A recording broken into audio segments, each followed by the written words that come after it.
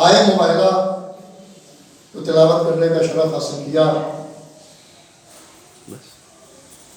بیوی کے حوالے سے بہت سے موقع ہیں قرآن میں بھی احادیث میں بھی جو سرنامہ قرار دیا جا سکتا ہے، لیکن دو موقع ایسے خاص ہیں، ایک میدان مباہلہ کا اور ایک نزول آیے تطہیر کا.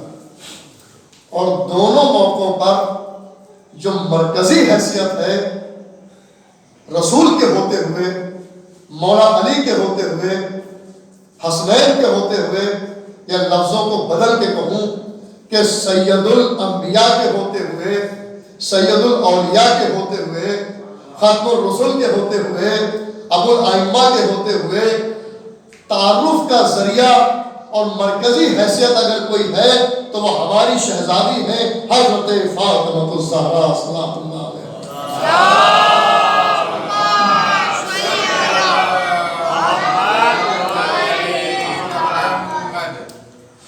اور میں نے مناسب اور بہتر سمجھا کہ کسی بھی حوالے سے ان مجالس میں بیوی کا ذکر ہو سکتا ہے، لیکن چونکہ ابھی ہمارے برادر مولانا قبلہ کعبہ نے اشعار میں ہلکی سی مباہلے کی جھلک نظم کی شکل میں دی، تو میں نے اسی آئے مباہلہ کو سرنامہ قرار دیتے ہوئے میں نے بھی بہتر سمجھا کہ کچھ گفتگو اس پر ہو جائے.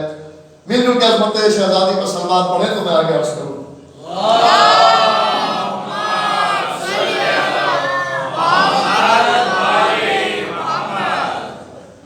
آپ نے علماء سے، واعظین سے، خطباء سے اس آیت کریمہ پر آپ نے بہت سنا ہوگا، اور مباہلہ بچہ جانتا ہے ماشاءاللہ.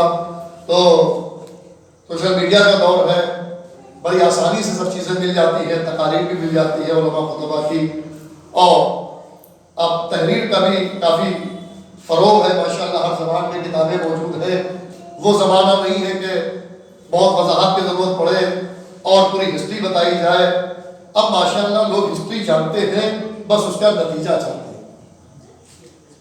خدا کا شکر ہے اس میں ہمارے علماء کی بڑی محنت ہے، اور ہمارے قوم کے ان صاحبان سرور کی بڑی محنت ہے، اور بڑا تعاون ہے کہ انہوں نے ان کار خیر میں بڑھ چڑھ کے حصہ لیا، جس کی وجہ سے آج ہمارے نوجوانوں کو وہ ساری چیزیں دستیاب ہیں.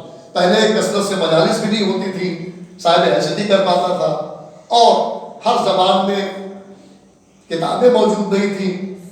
احادیث کی تفسیر، قرآن کی تفسیر اب آپ کو دیگر زبانوں میں، اپنی لوکل زبان میں مہیا ہے.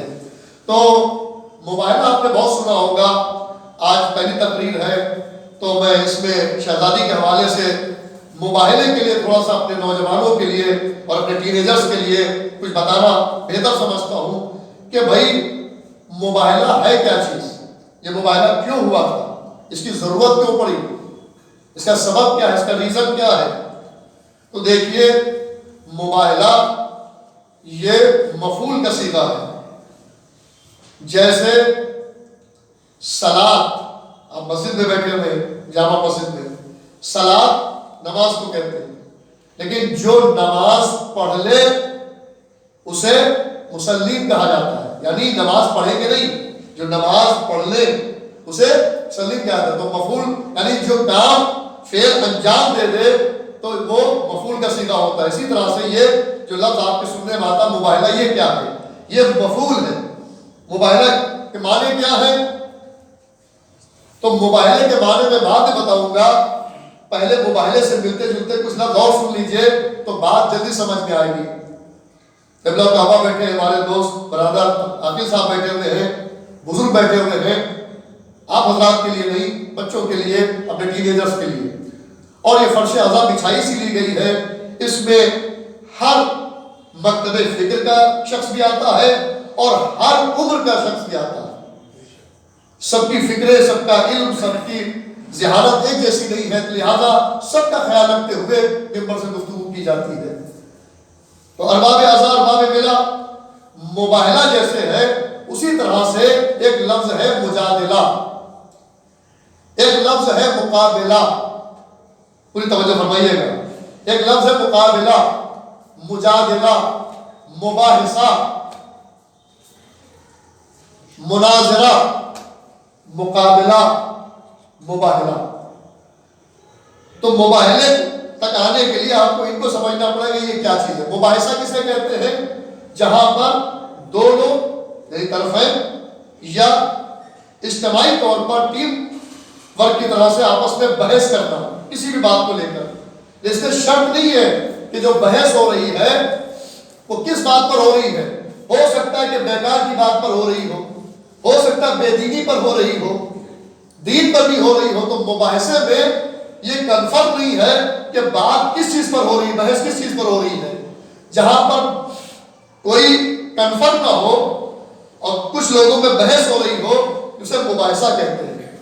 اور مناظرہ میں بھی یہی ہوتا ہے، اس کو ڈیبیٹ ہم کہتے ہیں انگلش میں، کہ دو لوگ بیٹھے ہیں ٹیبل پر، یا تو ایک ادھر ایک ادھر، اور گفتگو ہو رہی ہے، دلیلیں پیش کی جا رہی ہیں، یا کچھ ادھر پڑھے لکھے لوگ ادھر پڑھے لکھے لوگ بیٹھ کر آپس میں گفتگو کر رہے ہیں، دلائل دے رہے ہیں، جس کو مناظرہ کہا جاتا ہے. تو مناظرہ اور مباحثہ میں فرق کیا ہے؟ کہ مباحثے میں بحث ہے لیکن کسی بھی بات پر ہو سکتی ہے، دین پر بھی ہو سکتی ہے، بے دینی پر بھی ہو سکتی ہے، کام کی بات پر بھی ہو سکتی ہے، بیکاری پر بھی بحث ہو سکتی ہے. لیکن مناظرے کے اندر جب بحث ہوتی ہے تو وہ بیکار کی بحث نہیں ہوتی ہے، وہ عقیدے پر بحث ہوتی ہے. توجہ فرمائیے گا، وہ عقیدے پر بحث ہوتی ہے. یعنی طرفین کے دو لوگوں میں جو عقیدے ڈفرینس ہیں، الگ الگ ہیں، جدا جدا ہے، تو وہ جب بحث کرتے ہیں تو جو جس دین کو ماننے والے دونوں لوگ ہوتے ہیں اسی پر بحث ہوتی ہے. وہی کرائٹیریا ہوتا ہے، اس سے باہر نکلتے گفتگو نہیں ہوتی ہے. مناظرے کا قانون ہے. تو مناظرے میں صرف عقیدے پر بحث ہوگی، اسے مناظرہ کہتے ہیں. جہاں کنفرم نہ ہو اسے مباحثہ کہتے ہیں. اور جہاں پر اکیلے لڑائی ہو، جہاں بازوؤں کی طاقت دکھانا ہو، میدان میں ایک ایک کر کے جب لڑائی ہو تو اسے مقابلہ کہتے ہیں. جب شجاعت کا مظاہرہ ہو، ایک ادھر سے نکلا بہادر، ایک ادھر سے نکلا، ایک ادھر سے شجاع نکلا، ایک ادھر سے نکلا، تو اسے کہتے ہیں مقابلہ. اور جہاں پر لشکر ہو یعنی فوج ہو، اس کے ساتھ اگر مقابلہ کیا جائے تو اسے مجادلہ کہتے ہیں، جنگ و جدال اس کو کہتے ہیں. عزیزان محترم، جب جنگ و جدال ہوتی ہے تو اس میں تلوار بھی چلتی ہے، اس میں نیزہ بھی چلتا ہے، اس میں تیر بھی چلتا ہے، اس میں عصا بھی چلتا ہے، ضرورت پڑ جائے تو پتھر بھی چلتے ہیں. اسے کہتے ہیں مجادلہ. عزیزان محترم، اور جب مناظرہ ہوتا ہے تو عقیدے پر جب بحث ہوتی ہے تو حدیثیں سنائی جاتی ہیں، قرآن کی آیتیں سنائی جاتی ہیں، اس سے دلیلیں دی جاتی ہیں. عزیزان محترم، اسی طرح جب مقابلہ ہوتا ہے اکیلے تو بازوؤں کی طاقت دکھانے کے لیے یا تلوار چلتی ہے، یا نیزہ چلتا ہے، یا تیر چلتا ہے، یا صرف ہاتھ چلتا ہے، یعنی کچھ نہ کچھ چلنا چاہیے. عزیزان محترم، جب مباحثہ ہو تو لفظ چلتے ہیں، مزدہر سے لفظ نکلتے ہیں، لیکن جب مباہلہ ہوتا ہے نہ اس میں، توجہ فرمائیے گا، جب مباہلہ ہوتا ہے نہ اس کے اوپر کوئی بحث ہوتی ہے، نہ عقیدے کی بحث، نہ بیکار کی بحث، نہ اکیلے کی لڑائی، توجہ فرمائیے گا، اور نہ اس میں لشکر آئے گا تو اس میں نہ تلوار چلے گی، نہ تیر چلے گا، نہ بھالا، نہ نیزہ، نہ خنجر. کیا مباہلہ اسے کہتے ہیں کہ مباہلے میں صداقت کی بات ہوتی ہے اور وہاں خاموش رہا جاتا ہے. اور جب مباہلے پہ دو لوگ آتے ہیں، دو گروہ آتے ہیں، اور ان میں سے جو صادق ہوتا ہے وہ میدان میں ٹکا رہتا ہے، جو کاذب ہوتا ہے وہ میدان میں ٹکتا نہیں ہے. عزیزان محترم، اب پتہ چلا جب طہارت اہل بیت کا معاملہ تھا تو چادر زہرا کے نیچے جب یہ آ گئے تو آیت تطہیر کا نزول بھی ہوا، سیدہ کے ذریعے تعلق بھی ہوا.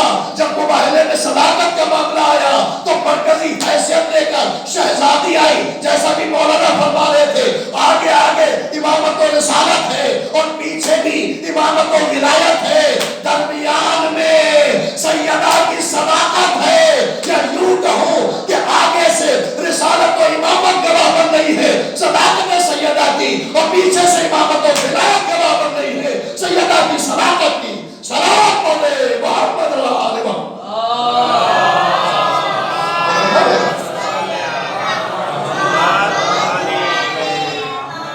ایک باور کے بڑے سلوات پڑھتے ہیں عظمت علیہ محمد.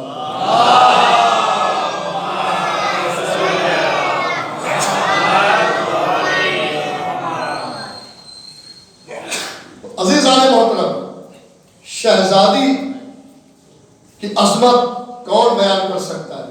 یا خود وہ قادر و قدیر بیان کر سکتا ہے، یا اس کے خاص اس کی حجتیں یہ تیرا معصوم جو ہے یہ بیان کر سکتے ہیں؟ اور منزل بمنزل بیان بھی کیا۔ میں آپ کی خدمت میں صرف اتنا عرض کرنا چاہتا ہوں کہ جب نزول آیت تطہیر ہو رہا تھا تو اس وقت جو تعارف ہوتا، سنتے رہتے ہیں، میں کوئی نئی بات نہیں پڑھ رہا ہوں، لیکن ایک آپ کی خدمت میں ایک جملہ پہنچانا چاہتا ہوں اور وہیں سے آغاز گفتگو کر رہا ہوں کہ جب کسی بزم میں، کسی جلسے میں، کسی مجلس میں، کسی محفل میں، کسی بھی گیدرنگ میں جب کوئی تعارف ہوتا ہے، جب کچھ پوچھتے ہیں انجان لوگ کہ یہ کون لوگ بیٹھے ہوئے ہیں، مولانا رحمت نقوی کالوپور میں مجلس پڑھ رہے تھے، مجلس میں ماشاءاللہ کا مرکز ہے احمد آباد کا کالوپور، تو یہاں پر سارے مومنین آئے ہیں، لیکن جب بات کی جائے گی کہ مجلس میں کون کون تھا تو تعارف کس سے ہوتا ہے؟ جو فرش عزا پر سب سے محترم ہو۔ محترم تو سب ہے، اگر محترم نہ ہوتے تو فرش عزا پہ نہ ہوتے۔ کیا سمجھ آئے؟ فرش عزا پر آنا تو خود اس بات کی دلالت ہے کہ آپ محترم ہیں، واضح پروردگار ہیں، اور آپ اپنی مرضی سے نہیں آئے ہیں، اللہ نے توفیق دی ہے تو آئے ہیں۔ تو جب تعارف ہوتا ہے تو یا تو سب سے بلند رتبے والے سے ہوتا ہے، اور یا بلند رتبے والے کئی بیٹھے ہوں جو ان میں بلند میں بلند ہو، افضل میں افضل ہو، برتر میں برتر ہو، بہتر میں بہتر ہو، اعلیٰ میں اعلیٰ ہو، اکبر میں اکبر ہو۔ پوری توجہ دار محترم، تو تعارف اس سے کرایا جاتا ہے کہ مثال کے طور پر کہا جائے کون بیٹھا تو تعارف کہاں سے شروع ہوگا؟ میں فلاں قبلہ صاحب بیٹھے تھے، فلاں قبلہ صاحب اور فلاں بھائی اور فلاں چچا، ایسے تعارف کچھ خاص لوگوں کا ہو جاتا ہے۔ تو عزیزان محترم، اب یہیں سے ملت مسلمہ فیصلہ کرے کہ شہزادی کونین کی عظمت کیا ہے، کہ جب جبریل جو کبھی آئے تطہیر لے کر آ رہا ہے، آنے کا موقع ہے، کبھی جو ہے ذوالفقار لے کر آ رہا ہے، کبھی جو ہے پیغام الہی لے کر آ رہا ہے، کبھی بدر میں آ رہا ہے، کبھی جو ہے خندق میں آ رہا ہے، کبھی غدیر میں آ رہا ہے۔ عزیزان محترم، منزل بمنزل اہل بیت کے در پر آتا رہتا ہے، اور جبریل بھی کوئی خاکی مخلوق نہیں ہے، یہ بھی نوری مخلوق ہے۔ یہ کیا سوال ہے؟ یا رب و من تحت القصا، اے میرے رب یہ زیر قصا کون ہے؟ یہ سوال کیسا ہے؟ کہا کہ یہ چونکہ اب چادر زہرا کے جب نیچے آئے ہیں تو یہ پیکر بشریت پہ اب نہیں ہے، یہ اپنے خاص نوری پیکر میں ہے۔ تو جبریل جو نوری ہے اس کی آنکھیں بھی ترگی کر رہی ہیں، وہ پہچان نہیں پا رہا ہے کہ در سیدہ سے، خانہ سیدہ سے عرش اعظم تک نور ساتے تھا۔ تو جبریل نے وہاں کہا یا رب و من تحت القصا، اے میرے رب یہ زیر قصا کون ہے؟ تو پروردگار کہتا جبریل تو انہیں نہیں پہچانتا؟ اللہ نے کوئی سوال نہیں کیا، اسے بھی معلوم تھا چونکہ پنجتن آج چادر زہرا کے نیچے جمع ہے تو اب اپنی اصل نورانیت میں ہے۔ تو جبریل جو ان کے در کا غلام بن کر گیا، کبھی چکی چلائی، کبھی جھولا جھلایا، کبھی علی کا قصیدہ سنایا، کبھی خیبر، کبھی احد میں علی کے نعرے لگائے، علی کے اور ذوالفقار کی تعریف کی، لیکن آج جو ہے کہہ رہا یا رب و من تحت القصا، اے میرے رب یہ زیر قصا کون ہے؟ تو اللہ کیسے تعارف کراتا؟ بھائی ظاہری طور پہ دیکھیے، رسول سب سے بزرگ، بابا مولا علی کے بڑے بھائی حسنین کے نانا، اللہ کہتا ہم محمد واخیہی و بنتہی و ابنائہی، تعارف ہو سکتا تھا، لیکن خدا کی قسم سلام عظمت زہرا کے اوپر کہ پروردگار نے جبریل نے جب پوچھا تو تعارف کیا کرایا؟ یہ نہیں کہا ہم محمد واخیہی و بنتہی و ابنائہی، یہ نہیں کہا محمد ہے، محمد کا بھائی علی ہے، محمد کے بیٹی فاطمہ ہے، محمد کے نواسے حسنین ہے، محمد کے فرزند حسنین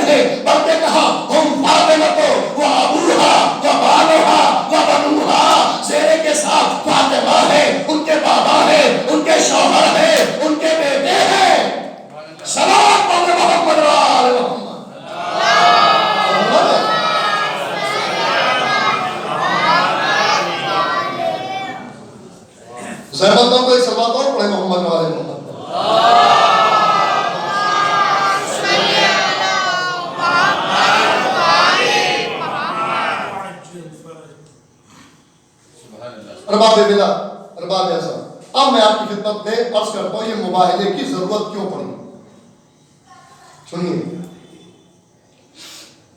اللہ عالم الغیب، اسے پتا تھا کہ یہ جاہل نہیں آ رہے، عالم نجران آ رہے. جیسے ہمارے یہاں جو فقیہ اور مرجع کی حیثیت ہوتی ہے، اس لیول کے جو نجرانی عالم آئے تھے وہ کوئی معمولی نہیں تھے، وہ انجیل کے عالم تھے. اور انجیل میں عظمت رسول جو لکھی ہے جناب عیسیٰ نے بیان کیا ہے وہ سب جانتے تھے. رسول کا مسئلہ نہیں تھا ان کا، جیسے توریت میں جناب موسیٰ پر جو کتاب نازل ہوئی تھی اس میں بھی رسول کی عظمت ہے، اور ہر نبی نے رسول کی عظمت کو بتایا اپنی امت کو. وہ مسئلہ نہیں تھا. یہ مباہلہ کی ضرورت کیوں پڑی؟ وہ جناب عیسیٰ کے سلسلے میں ضرورت پڑی کہ وہ جو خدا کا بیٹا کہتے تھے، اور نبی نے کہا کہ نہیں، یہ ابن اللہ نہیں ہے، یہ رسول اللہ ہے. یہ ابن اللہ نہیں ہے، حجت اللہ ہے. یہ ابن اللہ نہیں ہے، یہ نبی اللہ ہے. تو اللہ کو معلوم تھا کہ یہ آئیں گے، مباہلے میں انہیں بلائیں گے، اور چونکہ یہ واقعی عالم ہے، جاہل نہیں ہے. پوری توجہ. اور انجیل میں رسول کی عظمت انہیں معلوم ہے کہ کیا اللہ نے بیان فرمائی ہے، لیکن یہ آئیں گے اور جیسے ان کے پنجتن کے چہرے دیکھیں گے رسول اور آل رسول کے، تو یہ واپس چلے جائیں گے. اللہ کو جب معلوم تھا تو پھر کیوں حکم دیا کہ اپنے بیٹے لاؤ اور اپنی عورتیں لاؤ، اپنے نفس لاؤ اور اسے مباہلہ کرو. پوری توجہ سنیے گا، انشاءاللہ نتیجہ دینا چاہتا ہوں. تو اللہ کو معلوم تھا، لیکن پھر بھی کیوں مباہلے نے حکم دیا قرآن کے ذریعے، جو آئے مباہلہ کے ذریعے. تو اللہ کو معلوم تھا، مباہلہ کروایا تھا نجرانیوں سے، نصرانیوں سے، عیسائیوں سے. ان سے مباہلہ کرا کے ان مسلمانی درباریوں کو بتانا تھا کہ یہ مباہلہ عظمت پنجتن کے لیے نہیں ہے، صداقت سیدہ کے لیے ہے. میں نے جملہ بڑا انڈیا کی سماعتوں کی نظر کر دیا. اگر محسوس کریں گے تو انشاءاللہ محسوس ہوں گے. یہ جو مباہلے میں میدان میں پنجتن کو بلایا گیا تھا، اللہ کو معلوم تھا. ہو سکتا ہے زاویے سے آپ نے نہ سنا ہو عزیزان محترم کہ انہیں پنجتن کی عظمت کا اقرار تھا، ان کی عظمت کو مانتے تھے. مسئلہ اس پر مباہلہ نہیں ہوا. حضرت عیسیٰ کے لیے جو عقیدہ تھا عیسائیوں کا، عزیزان محترم، مباہلہ اس پر ہوا. انہیں معلوم تھا یہ مباہلہ نہیں کریں گے، چلے جائیں گے، کیونکہ ان کے ذریعے ان نام نہاد مسلمانوں کو اللہ کو بتانا تھا کہ دربار میں تم جسے جھٹلاؤ گے وہ عیسائی عالم انہیں صادق بتائیں گے. سلام علیہ محمد و آل محمد.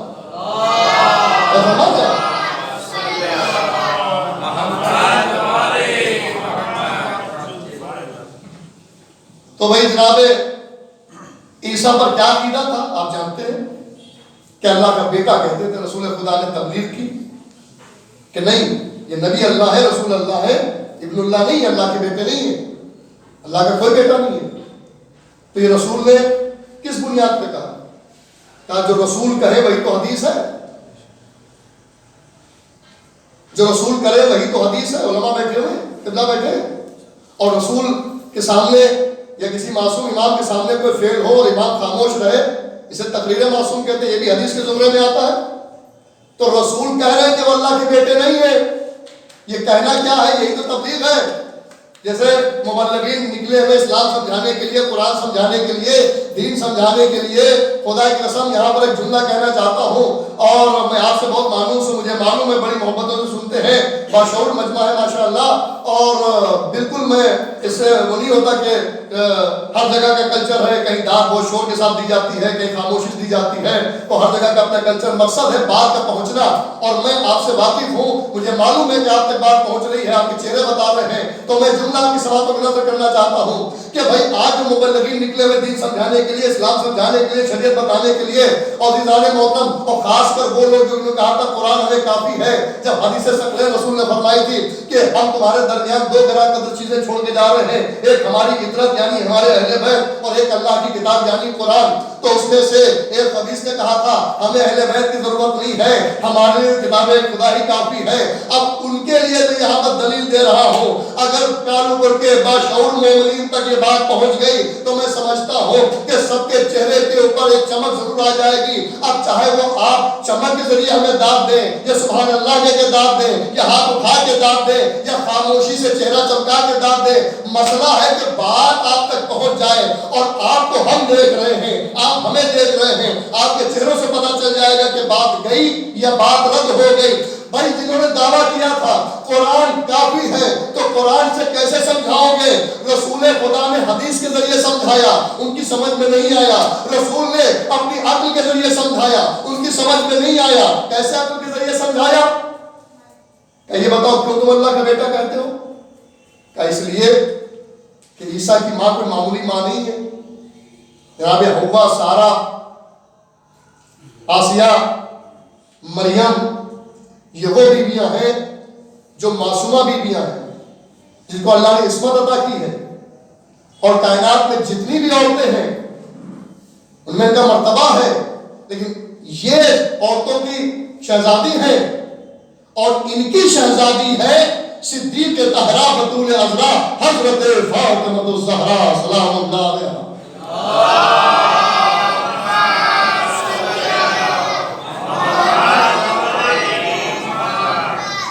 تو اگر کوئی اور عورت ہوتی، کوئی اور خاتون ہوتی، تو اس کے لیے تصور ہوتا کہ بھائی شادی ہوئی نہیں، عقد ہوا نہیں، یا آپ کے آغوش میں بچہ کہاں سے آ گیا۔ چونکہ ان کے لیے تصور کرنا بھی کفر ہے، تصور کرنا بھی رزق ہے، کہ ان کے لیے سوچا نہیں جا سکتا کہ معاذ اللہ، عیاذ باللہ، نعوذ باللہ، کہ جناب مریم کے پاس بچہ کہاں سے آ گیا۔ چونکہ یہ محترم بیوی ہے، معصومہ بیوی ہے۔ اور اسی پر میں بات کروں اپنے ٹینیجرز کے لیے کہ آپ جانتے ہو کہ مریم کے معنی کیا ہے؟ مریم صرف نام نہیں ہے، مریم ایک پہچان ہے۔ مریم کے معنی ہے کنیز خدا کے، خالی کنیز بھی نہیں، کنیز تو آپ کی بھی ہوتی ہے، ہماری ہوتی ہے، جس کو ہم لوگ چاہے وہ میڈ کہہ لیں، چاہے نوکرانی کہہ لیں، جو بھی نام دے لیں، سرونٹ کہہ لیں۔ تو عزیزان محترم، صرف کنیز نام مطلب نہیں مریم کا، مریم کا مطلب ہے کنیز خدا، جو اللہ کے لیے اپنے آپ کو وقف کر دے اور دنیا چھوڑ دے اور اسی کی خدمت میں لگی رہے۔ اللہ تو بنفس نفس سامنے ہے نہیں، اس کی خدمت کیسے کرے گا؟ تو بیت المقدس میں بیٹھ کر اپنے اللہ کی عبادت اور وہاں کی دیکھ بھال، صفائی ستھرائی کیا کرتی تھی؟ تو ان کا نام ہی مریم رکھ دیا گیا۔ تو مریم ہے عبرانی زبان کا لفظ، ہیبرو جو اسرائیل میں بولی جاتی ہے۔ تو جناب مریم کا مطلب ہی ہے کنیز خدا۔ تو ان کے بارے میں کوئی غلط تصور تو کر ہی نہیں سکتا کہ بھئی یہ جو بچہ آیا ہے تو معاذ اللہ، عیاذ باللہ، ہم کوئی تصور نہیں کر سکتے کیسا آیا۔ تو یہ چونکہ اللہ ہی ان کا باپ ہوا تو یہ اللہ کے بیٹے ہوئے، تو رسول خدا نے عقل کے ذریعے سمجھایا اور تبلیغ کی۔ دیکھتا ہوں کیسے سنتے ہیں، کہا کہ بھئی اگر اس بنیاد پر تم ابن مریم کو، حضرت عیسیٰ کو نبی اللہ کے بجائے تو ابن اللہ بتا رہے ہو، اللہ کا بیٹا بتا رہے ہو، تو حضرت آدم کو اللہ کا بیٹا کیوں نہیں کہتے؟ کیا سمجھے بھائی؟ کہ جس بنیاد پر تم حضرت عیسیٰ کو اللہ کا بیٹا کہہ رہے ہو کہ ان کے کوئی باپ نہیں، ماں معصومہ ہے، محترم ہے، تو جناب مریم کے لیے یہ تصور، تو جناب عیسیٰ کہ اگر باپ نہیں ہے، مریم کے بیٹے ہیں، تو یہ اللہ کے بیٹے ہو گئے۔ عزیزان محترم، تو پھر جناب آدم کے تو ماں بھی نہیں، وہاں باپ بھی نہیں، تو حضرت آدم کے لیے عقیدہ کیوں نہیں کہ تم نے آدم کو ابن اللہ کیوں نہیں کہا، اللہ کا بیٹا؟ وہاں تو ظاہر سی بات ہے، نہ ماں ہے نہ باپ، یہاں کم سے کم مریم تو ہے، مریم کا شکم تو ہے، مریم کی آغوش تو ہے، مریم کی پرورش تو ہے، مریم تو ذریعہ بنی ہے۔ رسول خدا نے یہ عقلی جواب دیا، اور اس سے پہلے جو دیا وہ حدیث کے ذریعے کہ رسول جو کہے وہ حدیث ہے، رسول جو کرے وہ حدیث ہے۔ اور رسول کی تبلیغ یعنی اس سے بڑی تبلیغ تو آدم کی نہیں، عیسیٰ کی نہیں، موسیٰ کی نہیں، ابراہیم کی نہیں، یعنی سردار انبیاء عیسائیوں کے اوپر تبلیغ کر رہا تھا کہ جناب عیسیٰ اللہ کے بیٹے نہیں ہے، اللہ کے نبی ہے، اللہ کی حجت ہے، اللہ کے رسول ہے، اللہ کے بیٹے نہیں ہے تو نہیں مانے. جب حدیث سنا دی, عقلی دلیل دے دی, آواز قدرت آئی, اے میرے حبیب اب ان پر تبلیغ اثر نہیں کرے گی, اب ان کے اوپر حدیث کام نہیں کرے گی, اب آپ قرآن سنائیے. یہ مباہلے کے موقع تھا. اس سے پہلے کا مباہلہ واقع ہونے سے پہلے جب رسول ساری حجت تمام کر چکے, عقلی دلیل دے چکے, حدیثوں کے ذریعے سمجھا چکے, تبلیغ کر چکے, اور عیسائی مان نہیں رہے تھے, نصرانی مان نہیں رہے تھے, عقیدہ چھوڑ نہیں رہے تھے, جناب عیسیٰ کو اللہ کا بیٹا مان رہے تھے, تب اللہ نے نزول سورہ توحید کیا. سورہ قل هو اللہ احد نزول اسی موقع پر ہوا.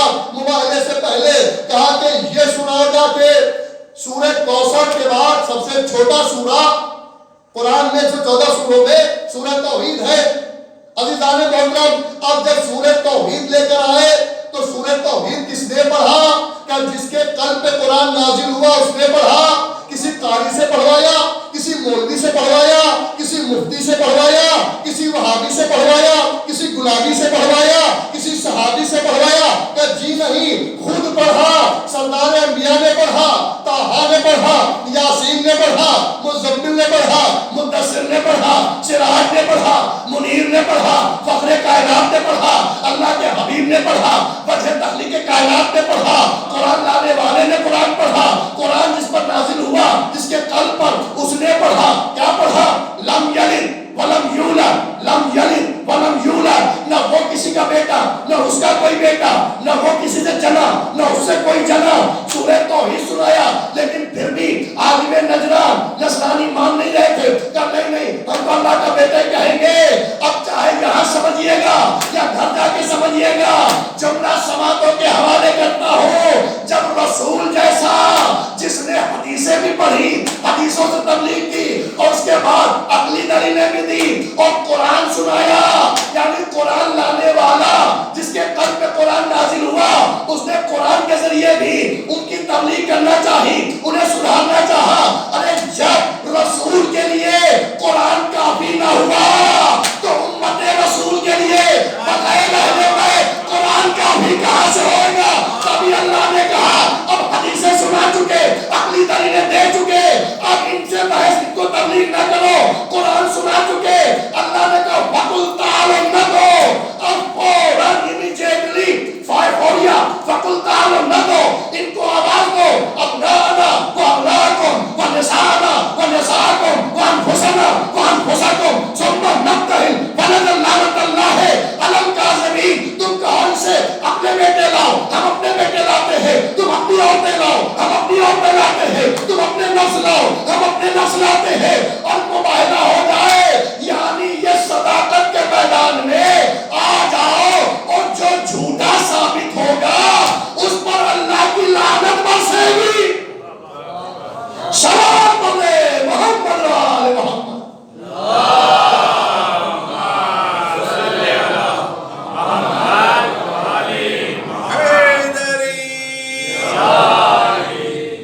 سلوات بھی پڑھتے محمد وآل محمد.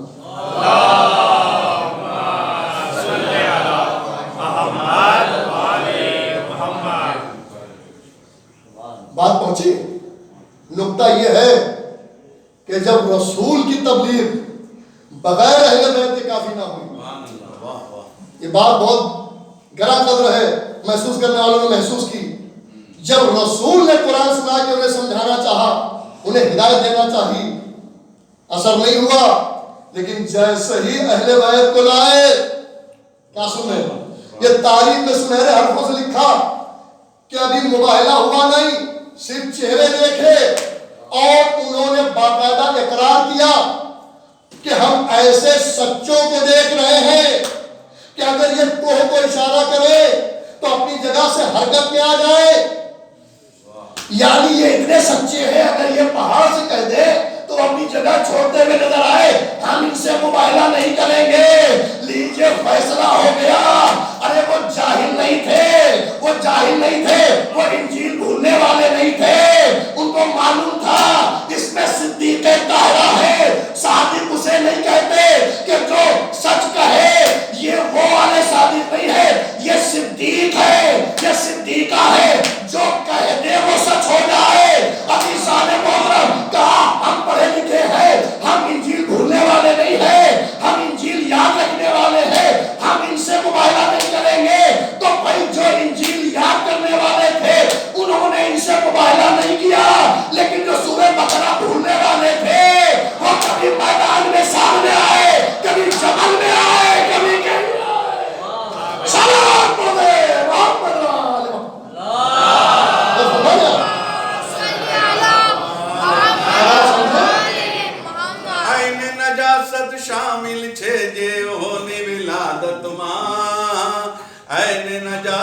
شامل چیجیو نیولا. تو عزیزان محترم، جب آل محمد آئے، پنجتن پاک آئے، تو وہ پیچھے ہٹ گئے. اللہ کو معلوم تھا کیونکہ معاملہ صداقت کا تھا. اور جو قانون لعنت ہے، ملت مسلمہ پوچھتی ہے ہم سے کہ ہم ان پہ لعنت کیوں کرتے ہیں؟ ہم نہیں کرتے ہیں. آج تک کسی نے عیسائیوں پہ لعنت کی ہے؟ کبھی سنا؟ کہا انہوں نے تو ان کو پہچان لیا، کوئی دلیل نہیں مانگی. کیا سن رہا ہے محترم؟ وہ میدان میں رہ کر، عیسائی ہو کر کبھی پنجتن پاک سے دلیل نہیں مانگی. اور پنجتن میں جو سب سے مرکزی حیثیت ہے، جو صدیقہ ہے، صادق نہیں، صدیقہ، کیا کہنا، واہ واہ. صدیقہ عزیزان محترم، ان سے دلیل مانگی جا رہی ہے کہ کوئی دلیل ہے آپ کے پاس کہ فدق آپ کا ہے؟ تو بی بی نے دلیل کے طور کے اوپر گواہ پیش کیا. خدا کی قسم، کیا بچوں کو، کہ بچوں کی گواہی ماں کے حق میں نہیں مانی جاتی. تو جناب شہزادی نے قرآن پڑھا، سورہ مریم پڑھا اور بتایا، کہا کہ پھر وہ عیسیٰ کی گواہی ماں کے حق میں کیسے مان لی گئی؟ وائے حکم پر. ان کی عمر میں تو 3 دن کے تھے جناب عیسیٰ، گہوارے میں تھے، گواہی مان لی. وہ بھی تو ماں کے حق میں گواہی دے رہے تھے. تو تم کیسے کلمہ پڑھنے والے ہو اپنے نبی کے کہ ان کی بیٹی سے دلیل مانگ رہے ہو اور دلیل کے بعد حسن و حسین گواہی دے رہے ہیں؟ تم ہم کو نہیں جھٹلا رہے ہو، تم قرآن کی حقانیت کو جھٹلا رہے ہو. اب پتا چلا بی بی فدق مانگنے نہیں گئی تھی، بلکہ جھوٹوں کے چہروں سے نقاب ڈالنے گئی تھی. صلوات پڑھے محمد آل محمد.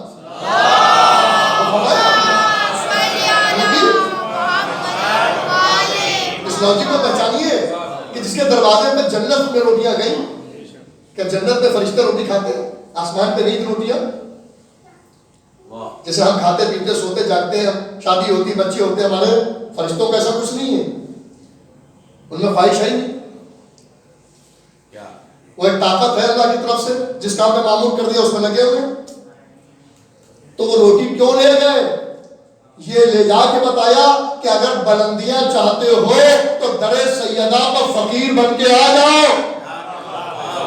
اب پتا چلا کہ بے شمار فرشتے اللہ نے خلق کیے ہیں. نبیوں کی تعداد بتائی گئی ہے، رسولوں کی تعداد بتائی گئی ہے، صحیفوں کی تعداد بتائی گئی ہے، کتب سماوی کی تعداد بتائی گئی ہے، لیکن آج تک فرشتوں کی تعداد نہیں بتائی گئی ہے. تو بے شمار فرشتوں میں یہ فرشتے کیوں سب میں اعلیٰ ہیں؟ کیا اس لیے اعلیٰ ہیں کہ سیدہ سیدہ پہ فقیر بن کر گئے؟ اور ان میں سردار وہ بنا جس نے سیدہ کے بچوں کا جھولا جھلایا، سیدہ کی چکی چلائی، سیدہ کے شوہر کے لیے قصیدے پڑھے، نعرے لگائے. آج ہم مجلسوں میں فضائل میں نعرے لگتے ہیں، وہ کسی صحابی کی جو سیرت نہیں ہے، وہ فرشتوں کے سردار جبریل کی سیرت ہے. اس نے عہد میں کہا تھا، چاہے شیر یزدہ، شیر مردہ، چاہے یزدہ، تو وطے پروردگار، لا وطا اللہ علی، لا سیف اللہ ذوالفقار.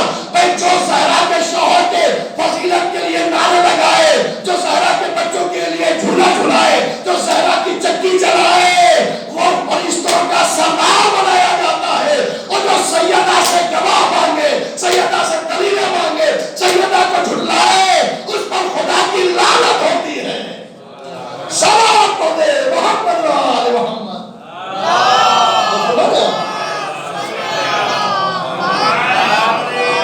تم فخر کرو اہل ادا خاص طور سے، تم تو سیدہ کی دعا خاص طور سے، تم تو سیدہ کی دعا خاص طور سے. کھاتے نہیں ہیں پھر بھی ملک لینے آتے ہیں. کیا زہرا تیرے ہاتھوں کی غذا خاص، زہرا تیرے ہاتھوں کی غذا خاص طور سے. حیدری ماشاءاللہ. احمد ملائک کی سلامتی کے لیے باوجود بلند نعرہ صلوات.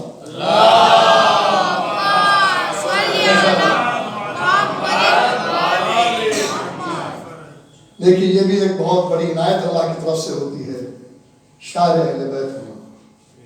یہ چیزیں ہر ایک کو نصیب نہیں ہوتی ہیں، اور معصوم نے فرمایا تھا دیبل سے انتا دیبل ناصر، تم ہمارے ناصر. یہ امام کی حدیث ہے. شاعر اہل بیت ہونا یہ کوئی چھوٹا موٹا شرف نہیں ہے. ہاں تو عزیزان محترم میں اپنی بات کے اوپر تو پنجتن پاک جب آئے، یہ آپ سنتے رہتے ہیں، اس بات کو میں دہرانا نہیں، موبائل بچہ جانتا ہے موبائل میں کیا